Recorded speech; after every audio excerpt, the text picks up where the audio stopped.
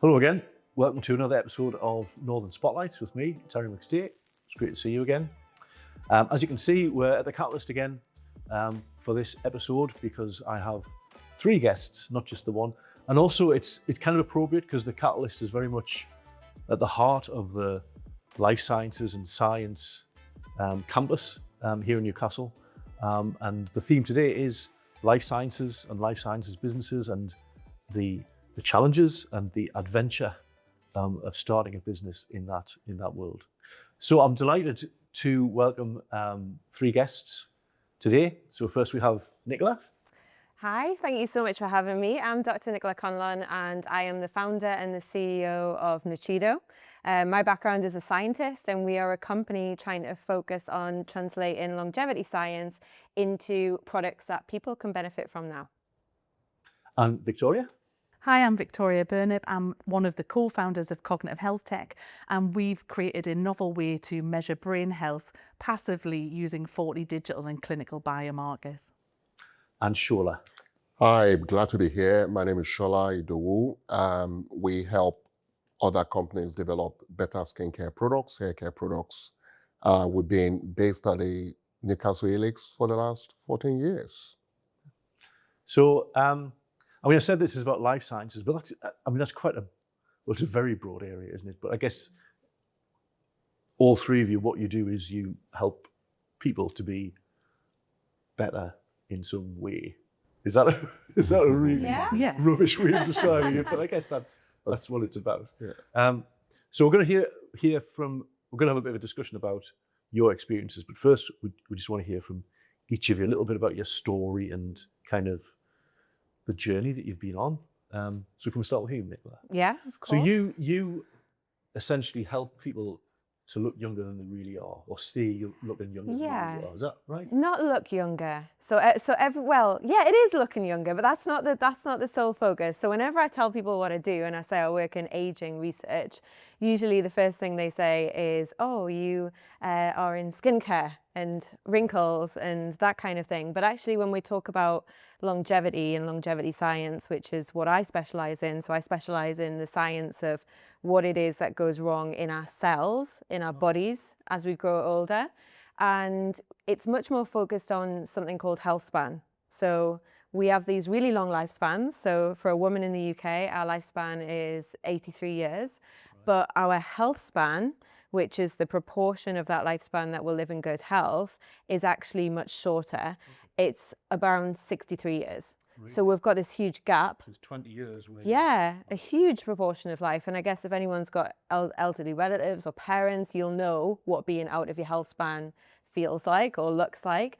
So a lot of the science and the research in this space is looking at how we can close that gap and improve people's health spans. So I always say when we think of aging, ultimately everything all starts on the inside, even though most people notice it on the outside, but it's about trying to not only fix the surface, but how we feel, how we're thinking, our energy. It's not just about the looks. Right.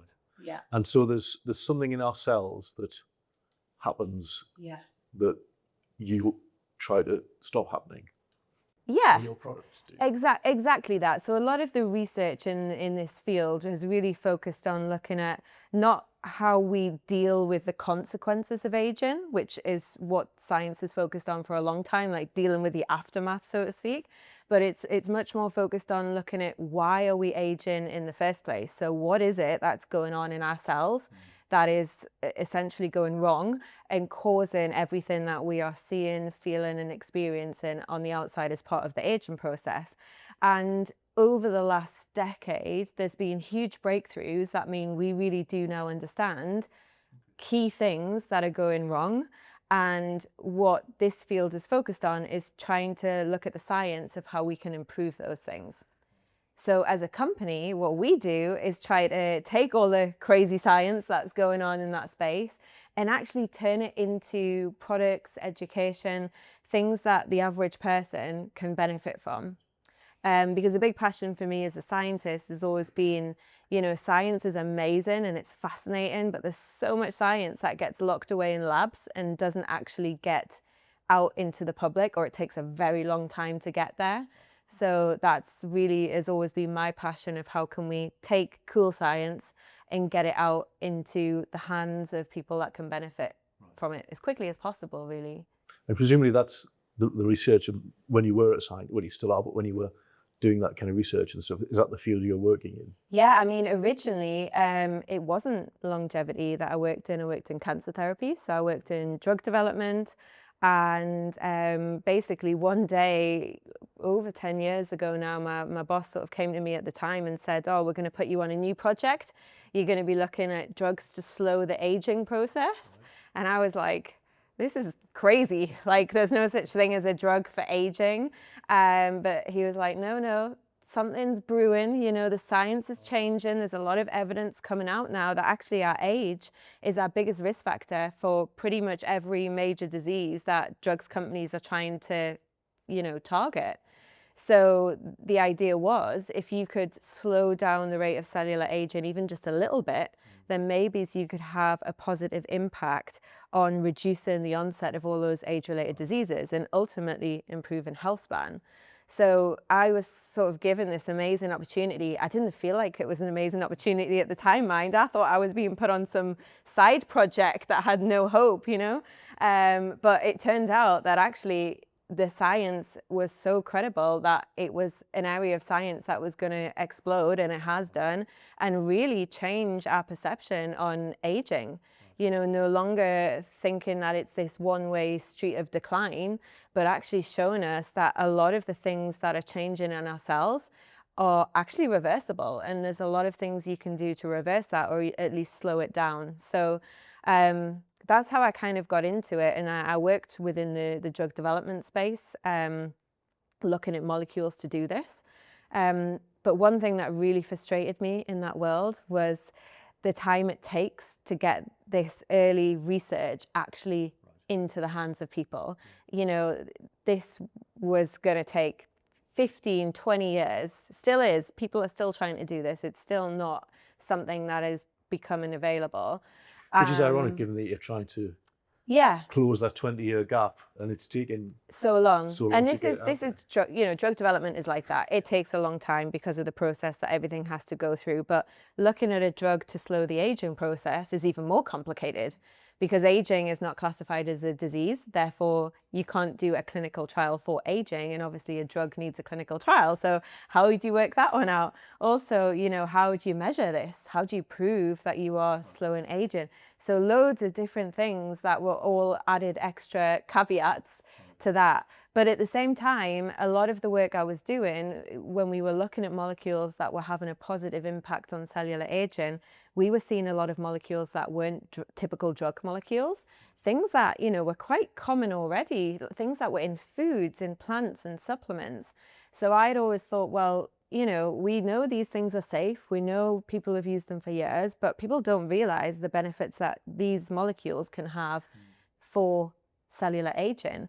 So that was where my sort of idea came, of like, how can we get this out to people? And I kept saying to my boss at the time, like, we should be putting these in skincare, you know, typical thinking of the skin first when it comes to aging, or we should be putting them in supplements. You know, these things do not need to be regulated as drugs. These things, we can do all the clinical trials, we can do the safety, we can do everything much quicker and get them out to people. But, you know, he kept saying to me, Nicola, we are a serious drug development company. We are not a skincare company. If you want to go and develop face creams, go and start your own company. So that's what I did. I was like, how hard could it be? Yeah, so off I went, and this was in 2017. So Nichido was founded in 2017, and the idea was do all the same kind of science and research that we would do to look for drug molecules, but instead of looking for drug molecules, let's look for molecules that we can put in supplements, in topicals, in things that we can get out to consumers. Yeah, and that's how it all began. And what's the journey been like? I mean, In 2 sentences. In 2 sentences, crazy, but very fulfilling. Like I think people look at my life and go, oh my goodness, like what a crazy life. And like what, you know, a lot of people when I left my job in drug development thought I'd completely lost the plot. You know, I'd done 10 years at uni to get a good job in working in a pharma company, and it was very credible. And then So being an entrepreneur wasn't really walked away on your from radar. it to start a supplement company, which is, in most people's eyes regarded as a load of rubbish and snake oil and nothing works. But I'd seen a lot that if you can formulate and develop things in the right way and give them the science they deserve, that these molecules have just as much efficacy and power as a lot of the drugs. Like, your body doesn't know the difference between a drug, a supplement, a nutrient, water, sugar. It all has a powerful physiological effect. So yeah. So what's your kind of product range look like? So we still only have one main product, which we've really focused on, because we actually had some really good data, which was led to the development of a supplement that was basically like a game changer in the category that it's in. It worked in a very different way, and we did a lot of clinical research, clinical trials on it. So we've really focused on that one. And we do a lot of research. So we do a lot of research into molecules looking for different supplements, skin products, which in the future we may develop, or we may out-license that to other bigger companies. And also, we still do drug development because naturally now when we're looking for non-drug molecules, we also come across drug molecules that work really well. Okay. So I still actually throughout the whole time have had either a visiting scholar or a co-supervisor or whatever with the universities, with Newcastle University, with Northumbria University. I have PhD students, and I have collaborations with the universities in doing the research on these early phase. Because you've got quite a small team, so I guess you rely on those collaborations to do a lot of that work. Yeah, so a lot of the science is collaborative. We've had periods where we've done more science and focused more on the science, where we've had our own team. Then we have periods in the company where we're focused more on the sales and marketing of the product that we have.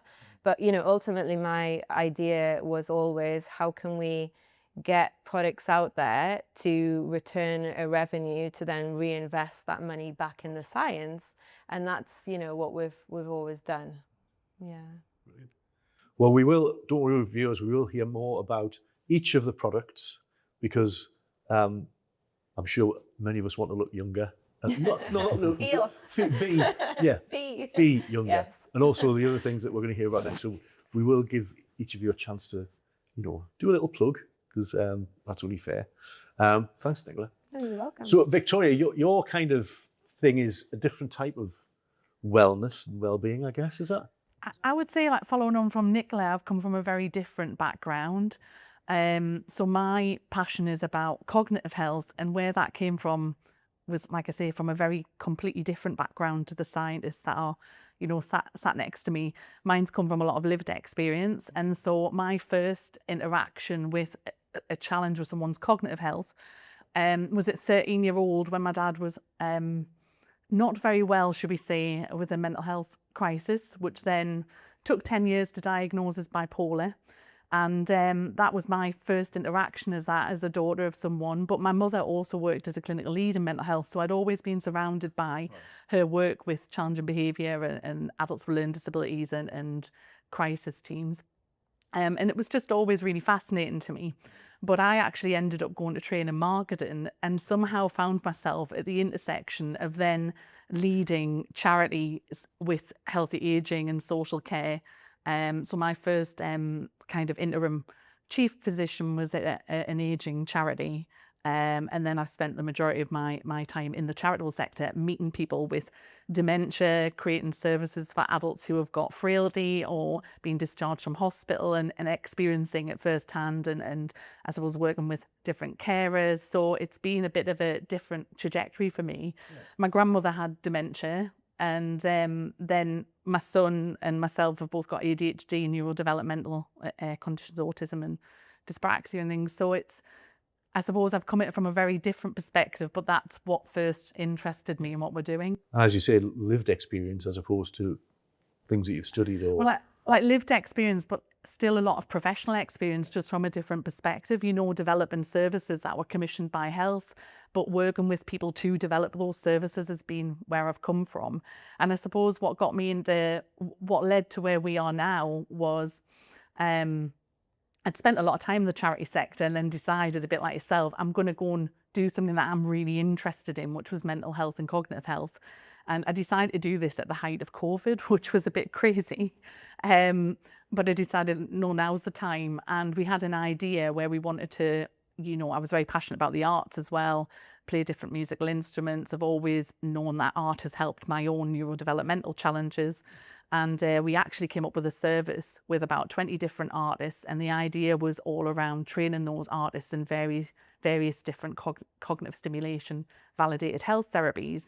And we actually developed that service. This is where the idea kind of spin out of. We developed that service in Tees Valley. We had funding from COVID Fast Response Fund and designed it with Tees Escombe Valley at the time, and we scaled that quite exponentially, but then came across a lot of challenges that then kind of put a halt to some, you know, 3 years of amazing work.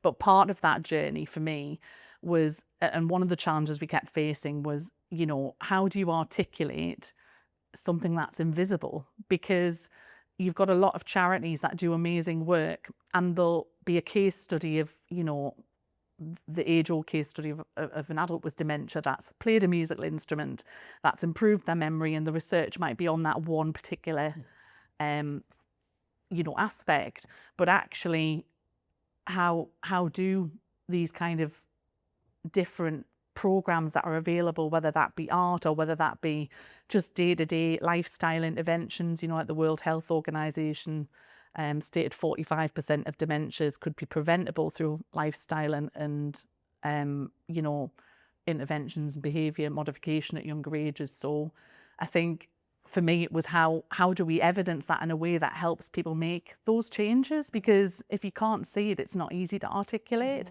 And so I kept getting that question about the commission and, well, how is this different to every other arts programme? And this is where this basically came out of. Right. And I said, right, let's get some research on this to look at how we can objectively measure cognitive function. So cognitive function being the 6 areas of your brain, like 6 areas that are related to focus and attention, memory, executive function, how you like use your fine motor skills or communicate. And I wanted to try and demonstrate that in an objective way, but the only way to do that was very expensive MRI scans or CT scans, which the research wouldn't enable us to facilitate. And so I basically, you know, being quite naive and not a scientist, quite often think out of the box, well, can we just create a methodology to do this? You know, like it's something really simple. And the professor that is my co-founder at Cognitive Health Tech, Professor Kristin Mogner, was a doctor at Sheffield at this time, and had done some work in analysis of behavioural conditions with people with dementia.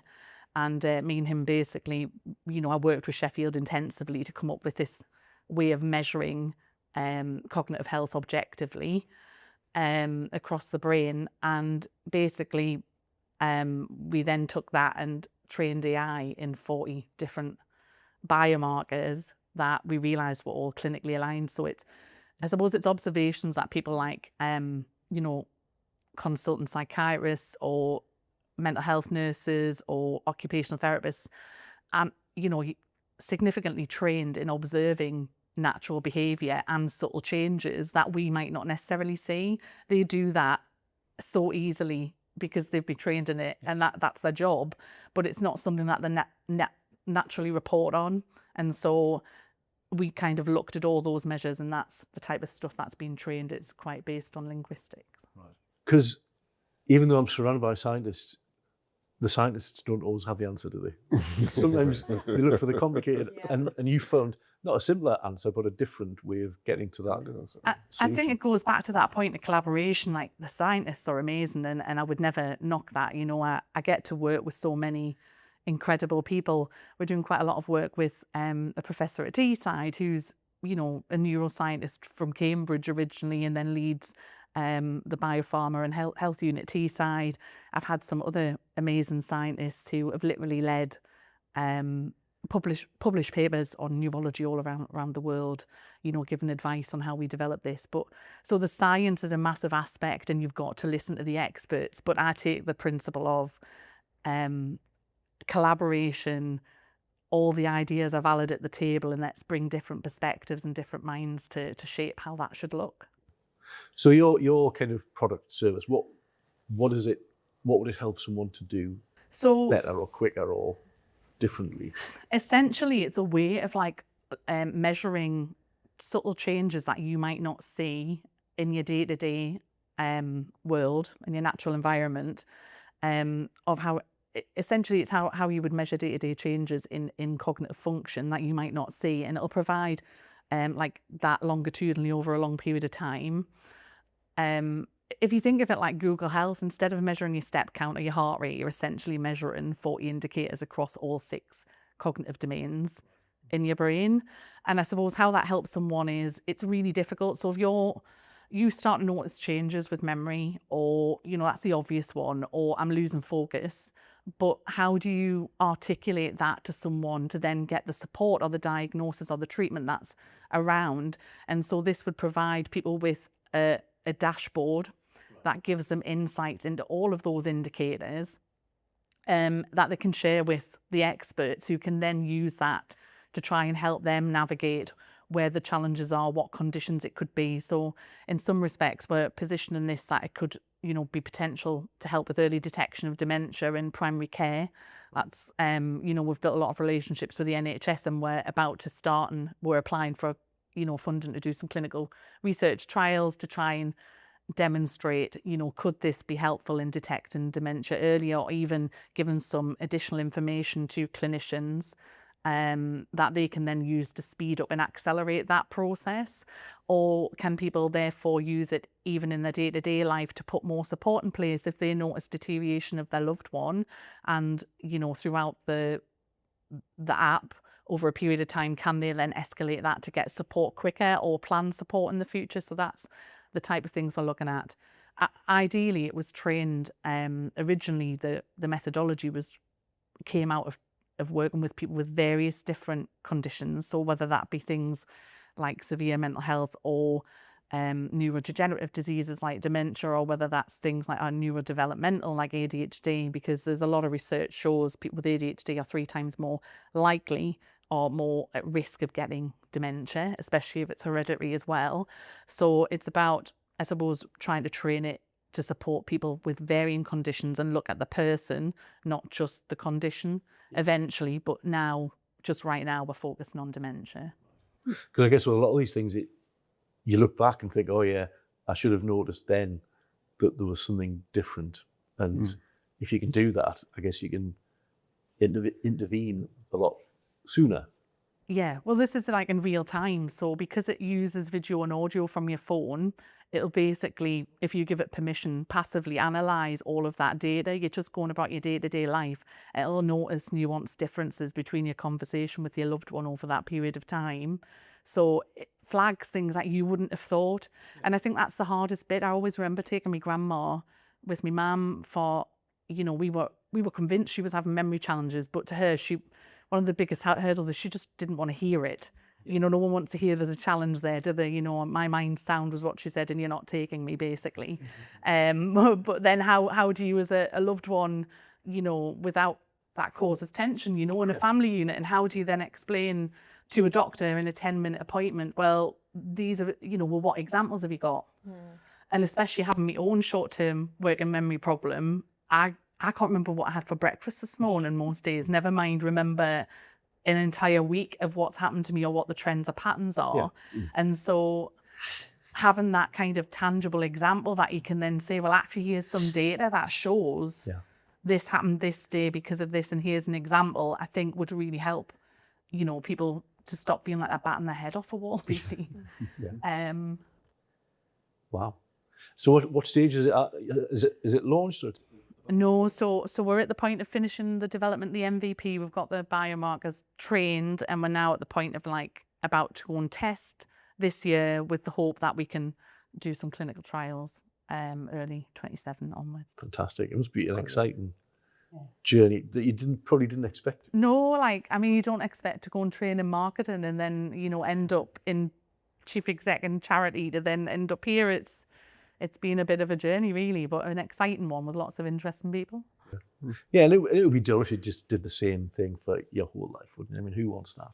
Yeah. It's an adventure. Yeah, I've learned a lot about human connection and, you know, what makes people tick. But actually what fundamentally helps people with their independence and quality of life is understanding themselves. And, you know, a lot of people invest a lot of time in personal development. They invest a lot of time in health and well-being. You know, there's a whole market of people that are using wearables right now to detect physical health. And it's really important that we get this right, where we can detect things with brain health that can support long-term, you know, even drugs and pharma trials. There's drugs that are being created right now for people who've been detected early with dementia, but the problem is there's nothing to detect people early with dementia to then offer the treatment. So, you know, it's really important that we do this in a way that people can use it every day and it becomes, you know, something that's easy to use, accessible, but actually makes quite a transformative difference to their day-to-day lives. Brilliant. Thanks, Victoria.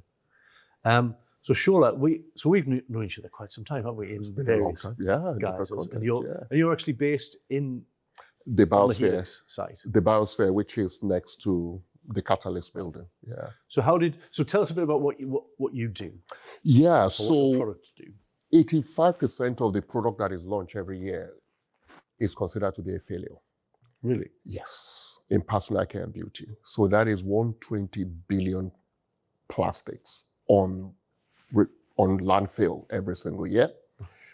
Only 6% of them is recyclable. Right. 4 billion taken off from the economy because the product does not fit what is meant to be used for. Okay. So if any one of us, your viewers, you know, look at their bathroom today, they find so many things. I tried that. This one doesn't work. This one. You know, think about what happened to all those products. So we are driven by influencer economy, whereby people buy things because somebody said, you know, that works or that doesn't work. Yeah. And that's where the problem really lies, you know, in terms of the economy, in terms of the environment, in terms of people's health. You know, how do we minimize this waste? How do we take care of the planet? And that is what we try to do, say, how do we know that this particular formulation or ingredients actually do what you're going to put on the label that it said it actually do? Right. So that's what we've been doing for 14 years with a number of our clients, you know, some of them mostly in the US, but some in the UK as well, to go deep dive into the biology of the formulation, the compound. Does it actually produce the benefit, and where is the evidence that say this is going to work? So that is the focus of our work. Because most people would assume that is done anyway. So if you think about it, Terry, so you spend all your life telling people, just buy that, everything is awesome. You know, and all of a sudden, oh, by the way, you know what? You know, maybe, you know, you should consider this if you're this or that, you know, and that's where the problem really lies. So it's easy to press the manufacturing button and sales button and get your 85% margin, you know, by selling the same thing to people, whether it works for them or not. You know, once it leaves the factory, no, who really cares? Right. So there are so many dimensions to the problems, you know, but we focus on two aspects. So we think the biggest problem, you know, with products that doesn't work is because of the different skin phenotypes. And I'm talking about phenotypes in terms of 4 basic categories: European, African, Asian, and Indian. Okay. Those collaboratively, those skin types, you know, have a distinctive way they respond to everyday ingredients and formulation. And we published a lot of papers on this. We've had collaboration with National Institute in Singapore. We've tested a lot of materials on this to explain, you know, why we see that there are differences. And consumers are kind of aware of it, that there is something going on, but they can't really put, you know, their finger on it. Yeah. So one thing we noticed is recently is that we're getting like nearly 1 million impressions on our website, you know, to read papers, blogs, because we published a lot. And that is where we communicate. And Google likes sending people to us and they tell us about how wonderful our website is because we're not doing anything on it. So it kind of deep dive into say, okay, what is it that people are actually concerned about, or what did they really want to understand? One of the keywords that we found was melanin. So, because we've written a lot about melanin and hyperpigmentation, skin of color, in European skin, but they don't really fully understand what the issues are. So I thought, okay, these people are not scientists. And some of these papers, been cited as top 5% in Alphametrics, globally well-known, piece of research featured in so many documentaries. But one thing we realize is that people still do not understand the basics. Mm-hmm. So I guess my next evolution of my personal journey and company journey is to find a way of communicating and disseminating and actually explaining what might be going on to the consumer. So that's one of the reasons why I'm writing this book, because we wanted to make it clear, what is the issue that they're trying to address. Let's put a definition to the problems, that they're trying to, to find solutions to. So I guess in a way you're working to sort of educate the manufacturers of these products to make sure they actually work, but also the end users as well to understand the differences and the issues? Well, that's why I started 14 years ago. That's why we've known each other for a lot. We started, but my background is theoretical physics, applied mathematics. I worked in computer science for many, many years. Then, came to Newcastle 30 years ago for my doctorate degree. And I worked in NASA in the days where it takes 6 months to run a calculation. You press that button, come 6 months later to get your answer. So I've been exposed to large data, computation, high, heavy, intense compute. That's what I've always done in my life. So when I started ExoSlab 14 years ago, the focus was to use AI model to beauty and personal care products, because I thought, what industry has better opportunity to use large data, models and computation to understand better formulation, better, responsive and compound to different biology of the skin than beauty and personal care. Mm.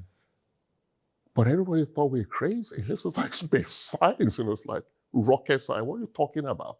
This thing is not going to work, and there were a lot of pushback. We did not really make any progress with that. Then we started testing ingredients until, 5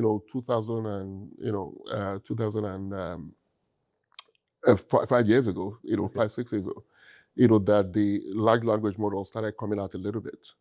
And people say, oh, that thing that we were talking about 6 years ago, are you still doing it? Yes, we're still doing it. So we've got, federated databases of about 300,000 natural ingredients that you can prototype into different formulations. You can use to analyze different environment conditions. You can model your solution, as almost like precisely as possible before you actually go into manufacturing. So by the time you get into the lab and testing, I will do a lot of lab testing as well, you know exactly what the likely outcome is going to be. Right. And then most likely that product is not going to go to another landfill because it's been designed for the specific purpose for which, you want to achieve in terms of the formulation. So that is a bit of the journey, and that is how, the different things, that I've, been involved in the past come together to produce solution. And also, when you, get older, looking at the second half of life, you move away from advocacy to you have to actually do something, otherwise, nobody, it doesn't, you can talk, you can write papers, you can develop research, you've got to do something, and that is one of the journey that we embarked on to say, okay, well, there are gaps in the market that nobody, wants to address. So one of the issues is texture there. I know personal, that was a personal thing because of my daughter. She's a competitive swimmer. She spent 21 hours on water every week. She's in the US in Boston, competing at a college level on East conference. This taboo about you can't wash your hair, it's like completely going, because you have to wash your hair 3 or 4 or 5 times a day. Get rid of the chlorine, get rid of the, because that's what you do. Yeah. So the question is, how do you do that, for a texture there in a way that gives you the benefit that produces the solution that you want, and also is a clean formulation. Yeah. And that was the thing. So she was using quite a lot of the stuff we produced in the lab for many years until it wasn't workable anymore. You have to launch a product, for it to, to be able to benefit from it and other people to benefit from it.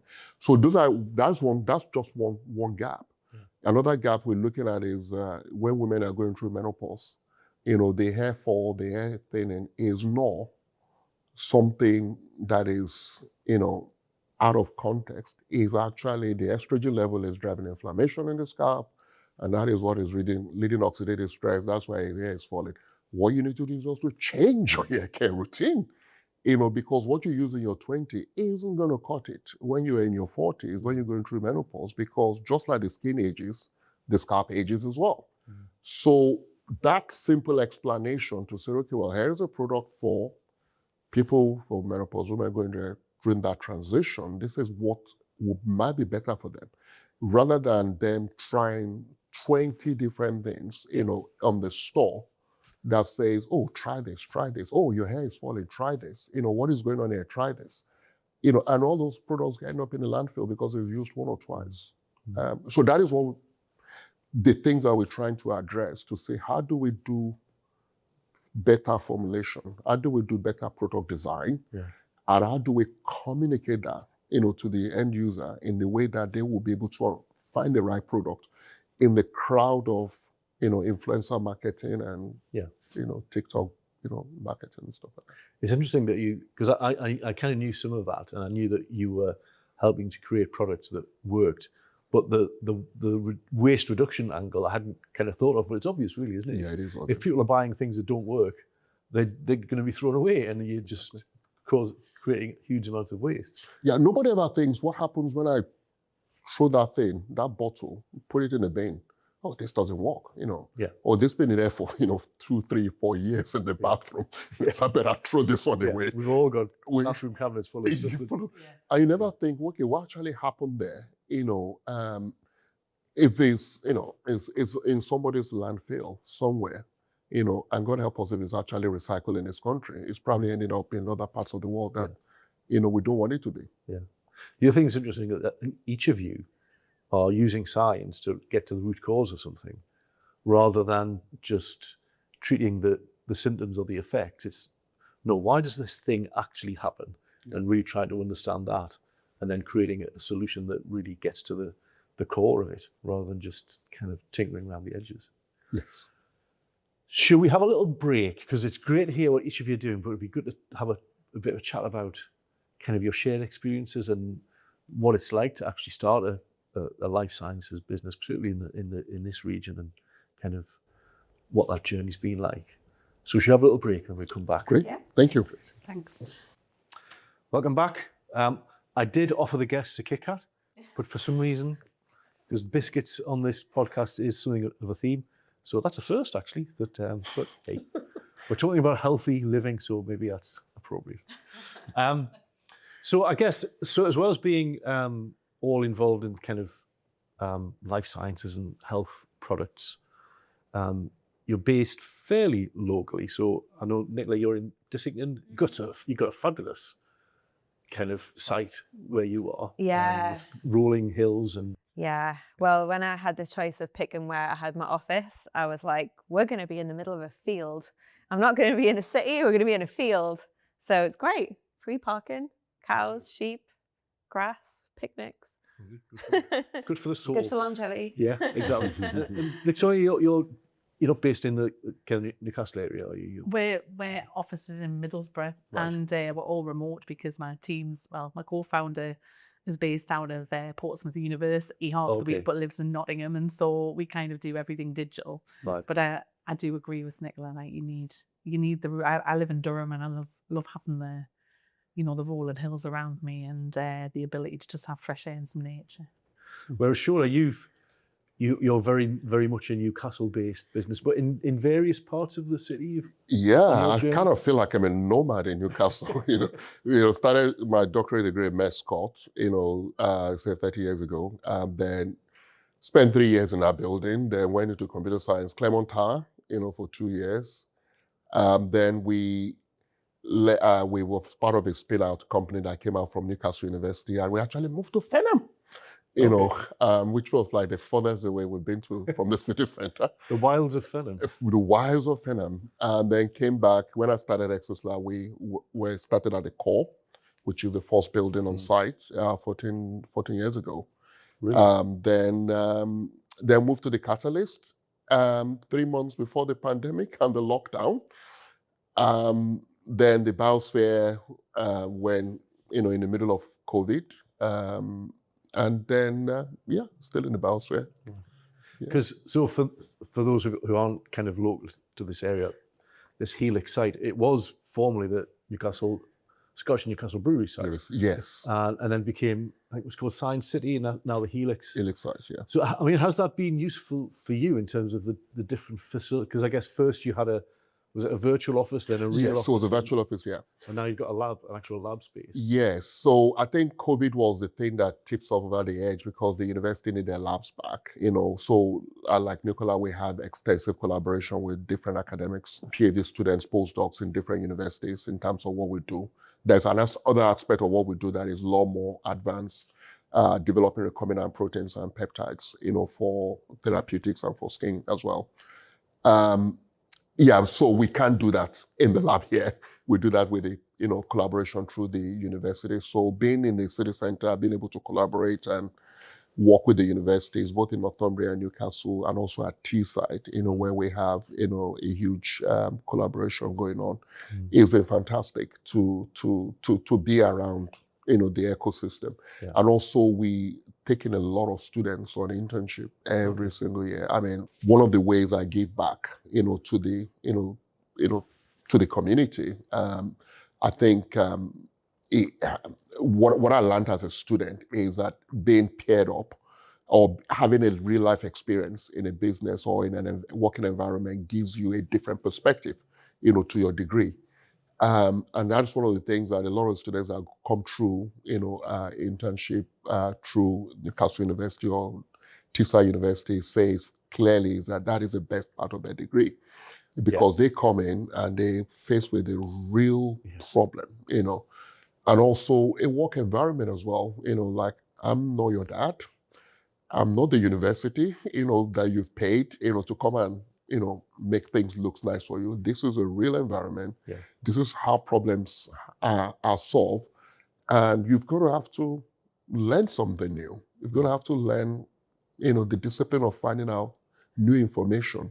And a lot of them, come back. I mean, I had so many of them have gone into doing PhDs all over the world. And they've come back really, really thankful, that they've got that experience, from us. Yeah. Yeah. So have you found that the Northeast is a perfectly good place to launch? Because people might think, oh, you need to be in London or you need to be in the Cambridge Triangle and all that. I mean, is it just as good here in terms of? It depends on the business that you're setting up, really. I mean, for me, it's always been a good place to launch just because, you've got a lot of really passionate people, a lot of good support systems like RTC around. You've got the business growth teams. If you know where to go for the support, and like you say, the university collaborations, like we've just getting our first PhD student and industry collaboration who's starting later this year. We've just appointed them. So, the collaborations between the different organisations is really helpful. I think when you reach a point when you do need investment, there's also investment in the north, but I know there's a lot of strategic change nationally, and that will impact, especially life sciences, I would imagine, where, the emphasis is going to be on London. And so you have to be willing to travel. I was down in London on Wednesday and then I was in Coventry yesterday. That's also why I work remote, because you've got to be where the opportunities are for the growth and to meet people in person.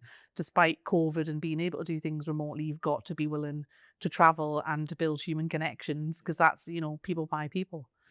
And I know you spend quite a lot of time in London, but you'd never consider basing yourself there? Absolutely not. Oh my goodness. I love going to London, but when I come back, I love to be back up here.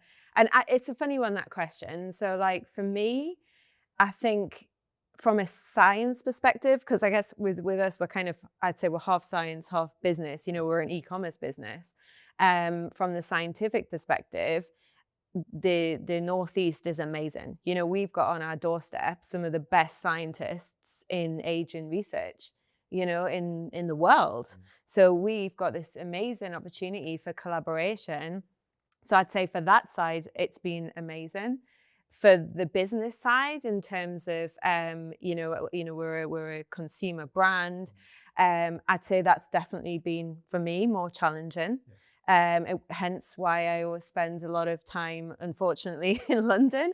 And I think as well, I do think it does have its challenges with investment. And speaking from a personal perspective, as a woman going to London with a northern accent, trying to pitch, there's a certain, you are met with a certain degree of I wouldn't say it's, I can relate. Yeah. There's a hurdle that wouldn't be there. There's a definite, it's you have the conversations, where are you based? Are you based up in Newcastle? You've got a Geordie accent. Straight away, there's preconceived kind of barrier and wall. And I hate to say that, I am so proud of where I'm from. But it definitely does cause a little bit of a, not look down upon, I wouldldn't say that, but You've got to work a bit harder. You have to work, do have to work a bit harder. The minute you say you're from the north, you can almost see that like, oh, okay, well, good on you for getting down here. You know what I mean? I'm like, yeah. So it is funny, and then you do, and I do get met when I talk to people about what I've done, and then where I'm from. You get that like, oh, well, it's almost like they don't expect it from you, which can be a bit frustrating. So, yeah. It is surprising as well, I would think, because you'd think, well, surely that there are things going on here that are just as good as anywhere else. Do you know what? I don't think people do. Right. Yeah, I really don't think people do. And I don't think people know how good the Northeast is. And sometimes I quite like that. So my dad's a taxi driver, or was until he retired. And he always used to say, he'd work at the central station, he'd pick people up that say, we didn't know how nice Newcastle was. He was like, yeah, because we don't want you coming up. We don't want to tell you because we don't want more people here. It's a secret. It's beautiful. And I do always laugh about that. But I'm like, no, it's actually, Newcastle in the Northeast has got a lot going on. And there's a lot of really bright ideas and companies that are coming out the Northeast. I think the bit that upsets me a little bit is that we can't keep a bit more of it up here, because we do feel like, okay, the opportunities are there and you have to go there. And yeah, it would be nice to try and retain a bit more of it here, which is why I've always been like, no, our company is based in Newcastle. We're keeping it based here as long as we could. We kept all of our warehousing and everything up here. So yeah, for me, it's something I'm quite passionate about. Yeah, absolutely. I would agree. I can relate to a lot of things that you're saying there, definitely, especially around preconceived ideas as a woman in science and technology. And especially, I suppose, some of the hurdles I've come across is because I'm not a clinician. People assume, oh, so you're a clinician, Victoria. What's your clinical practice? None. All right. And then it's like the topic, you can see the tone change, there's quite a lot of open-minded people, but it does happen, and then you'll say something really, of interest in a conversation, and it'll stop people in their tracks, and as if they didn't expect it all. Yeah, I've been there many times. So what's, for each of you, what's your kind of vision? So put yourself 10 years from now. Where would you want to be? What would you want to be doing? Oh, wow. Okay. So for me, a big passion of mine is always like getting the science out to people. And I think 10 years ago, 9-10 years ago when I started Nascido, I thought the way to get science to people was in products. It was turning the product, the science into something physical that somebody could use. And I do still think that is a big part of it and a very important part of what we do. But I also have learned more and more over the years that actually a big part of translating science is literal. It is the education. It's literally, there's a big gap between what scientists are doing and the average person. And I think, so a big passion for me is almost like that person in the middle as a bridge between everything that's going on scientifically and then how somebody that, like my mom or some friends that would never have ever been exposed to this, be actually interested in it. Because also I think a lot of people are like, it's science, that's not for me, it's, oh, you're a scientist. And then, a lot of people will just cut out and think, well, I can't talk to you. Yeah, let's stop the conversation. I'm not going to understand what you say. Like, let's change the subject. And it's like, for me, I think where I'm trying to move and what my passion is really that education and, trying to translate the science into something that people not can just benefit from, but actually to, be interested in it and go, do you know what, actually, I get that and I relate to it and I can actually see how that could be important in my life and, be a little bit excited about it and think, oh, I've learned something today and I'm going to go and tell my friends about that. And I think that's how you gradually get science out to people. It doesn't have to be big, major breakthroughs. It's those little bits where people are just learning something because at the end of the day, knowledge is power, Yeah, so just more talking science. I can talk science all day. That's where I want to be. Nick, Victoria, what about you? What's big ambitions? Because you're kind of an earlier stage, I guess, Yeah. aren't you, in terms of.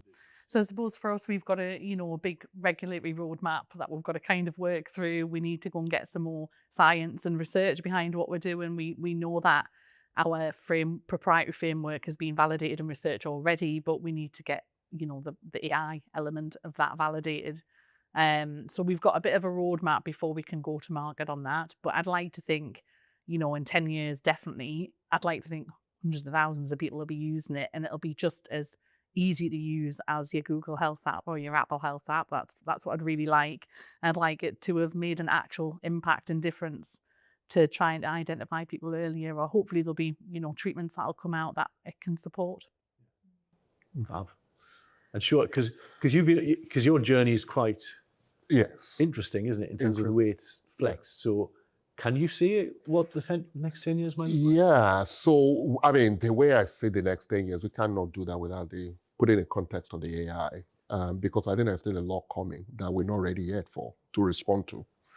So the vision for 10 years that I see for us is almost like a decentralized, autonomous robotic system doing formulation, producing ultra high personalized products for people to use, and essentially bringing manufacturing back to England, because we don't need to do centralized manufacturing anymore. I think should be decentralized. And that is when the waste will begin to reduce. Right. So there's an element of, connecting the robotics, to the AI in terms of formulation, which we already have in terms of the AI platform, to see what that looks like. And also there is going to be a lot on education in terms of being able to explain to people clearly or create a pathway for people to find the right piece of information, rather than just through, social media or TikTok, to say, okay, well, here's a path to finding the right solution that you need. And maybe, instead of, brewing beers, which such used to be, it could be a factory the size of this room that is solving the problems for the whole of this community. I think that is what the future looks like, but I could be wrong. But I think that is where we are going. Yeah. As a group, as a society, as the world, and not, shipping product from, Asia or any other parts of the world to come and, use, here. So if we're still doing Northern Spotlights in 10 years' time, we'll invite you back on. And if we all start using your product now, we look exactly the same as we do now, won't we? Yeah. So nobody knows the difference. Yeah. Exactly. So, indeed, feel better. Nicola, Victoria, Shola, thank you for joining us today. It was a pleasure. It's a pleasure. Thank you. Well, who knew there was so much amazing stuff going on in the Northeast? Well, I knew, but now you do too. So I hope you've enjoyed that episode of Northern Spotlights. Don't forget to like and subscribe. That way you'll find out about when the next one goes live. And we'll hopefully see you again on the next episode of Northern Spotlights.